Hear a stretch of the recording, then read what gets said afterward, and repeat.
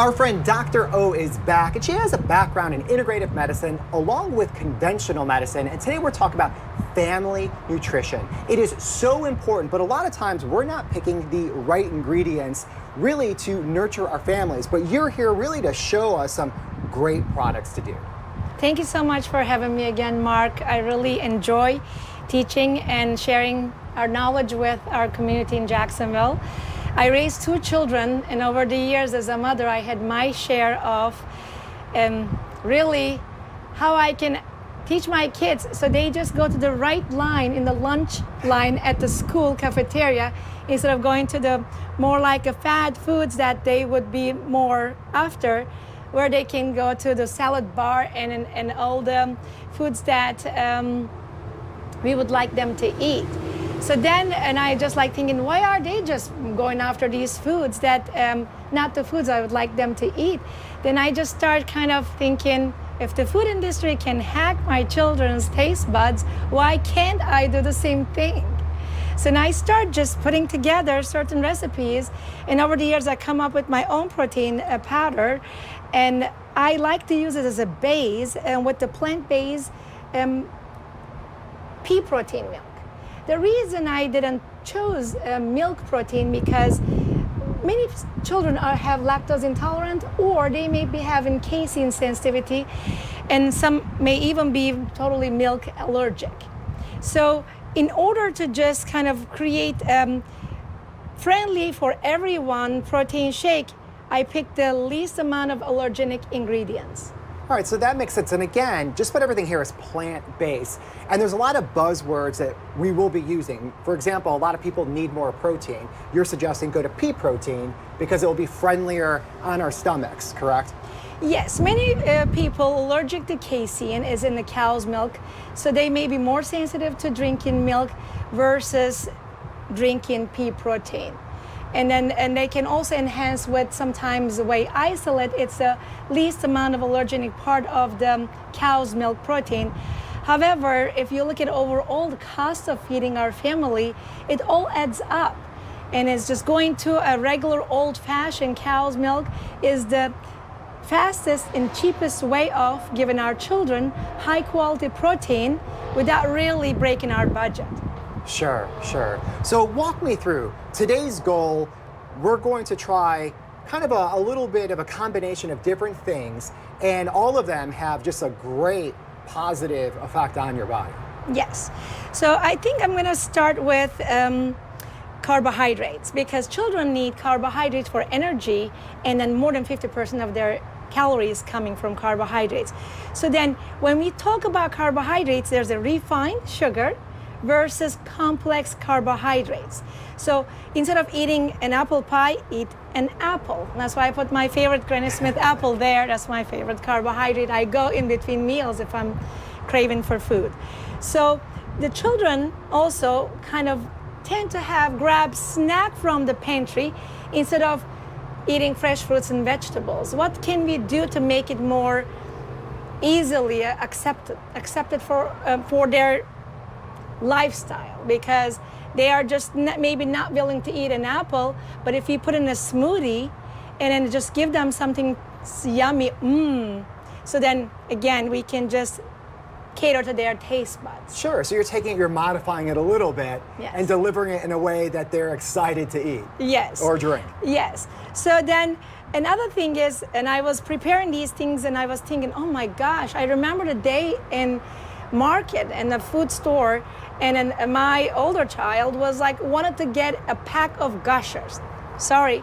So then I said, like, it's a fruit pectin, it's a carbohydrate, there's nothing too bad about giving maybe fruit pectin to a child.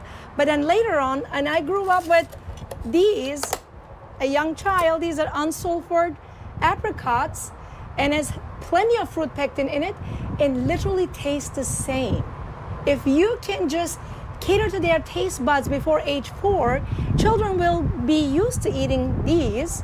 Then instead of just going for the packaged food, and then has a lot of food dyes and has a lot of high fructose corn syrup, and has also a lot of sugar in a processed form. And I see what you're saying too when you talked about really doing a little bit of a life hack on your kids, you're kind of bringing it back around where you have control, saying, wait, wait, wait, before we go into the candy and this, there's a lot of other things out there that will taste similar, but they're a lot better for you. Yes, these are dried apricots, unsulfured and no added sugar, and taste just like fruit pectin and those fruit roll-ups and the kids go after. Yeah. And I sometimes taste them. It's like, taste, is there a difference? They go, no, this tastes even better.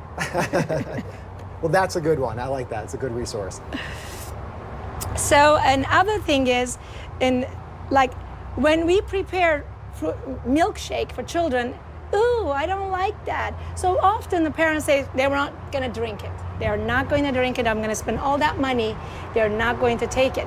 So we don't have to do the same ratio of ingredients as we do for ourselves. We can put handful of these in their smoothie, make it sweeter, and then if my child ate 10 apricots, if they're not sulfur, it's not sugar added, it might give them a little bit runs, and that's the worst thing they can have. So if the child also have chronic history of constipation, that's a big clue for me their gut is dysbiotic. We talked about in one of the segments about probiotics. If they don't have enough numbers of probiotics, which is friendly bacteria in their gut, often kids experience constipation. So the high fiber, soluble fiber foods is a great way to open up their gut for regularity. You know, I guess it's also a sign too that if they are having stomach problems, they do not have the proper nutrition on a daily basis. So maybe that is a sign saying, you know what, it's time to open up a little bit and eat healthier. That's a very good point. Yes, that's a very, very good point. So then other thing is like greens. I hear all the time, they're not going to have them, they're not going to eat them. So you can have few leaves of spinach, few leaves of kale, or even in this case cilantro, and add into their smoothie, hide it in there. You can put few leaves, then you can increase the ingredient amount according to their taste bud training. Remember, we're hacking our kids' taste buds. Sure. So now, and I would like to talk about cilantro. Cilantro is a natural chelator. It binds heavy metals in the body and actively dumps them out of our system through stool and urine. Cilantro has a very strong affinity to the heavy metals in our body that we're exposed from the environment, helps us get rid of them. So that's cilantro. And then these are natural sweeteners, no added sugar. I like them organic as much as possible. Then sweetens the smoothie in a natural way. And then my final and the most favorite mushroom, chaga mushroom. Chaga tea is a very kind of a blend, and there's not much taste to it. You can flavor it for children. It's very good for stomach upset. And then also chaga tea has immune boosting properties. Immune boosting properties, and also chaga tea has a lot of articles published in terms of the cancer prevention in the natural medicine world. And can you explain with chaga, like how is it grown naturally?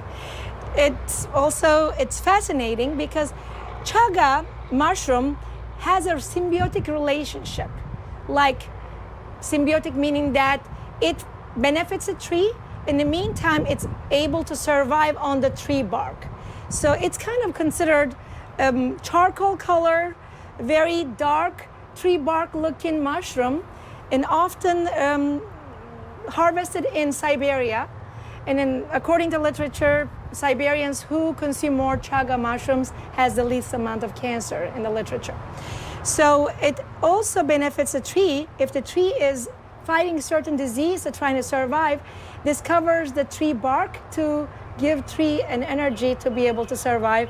In the meantime, it can survive itself. Yeah, so when it comes to nutrition, again, there's a lot of pieces that you're taking, really that's found all over nature, plant-based, that if you could infuse it in a smoothie, now you know your family is getting a little bit of everything.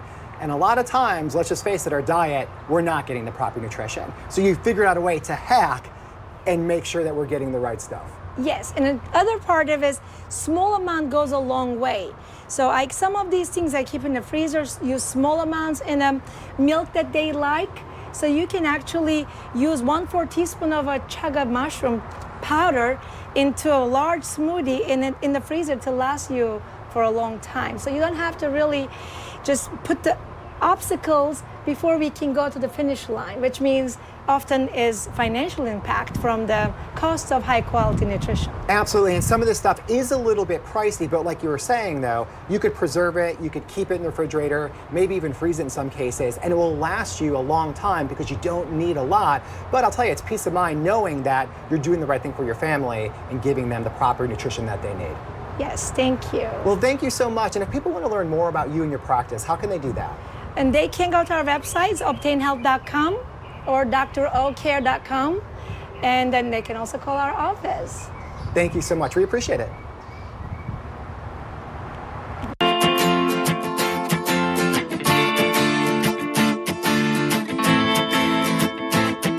From serving their country combat PTSD, to struggling to survive. ready to give up, literally praying for death. Meet the local vet who went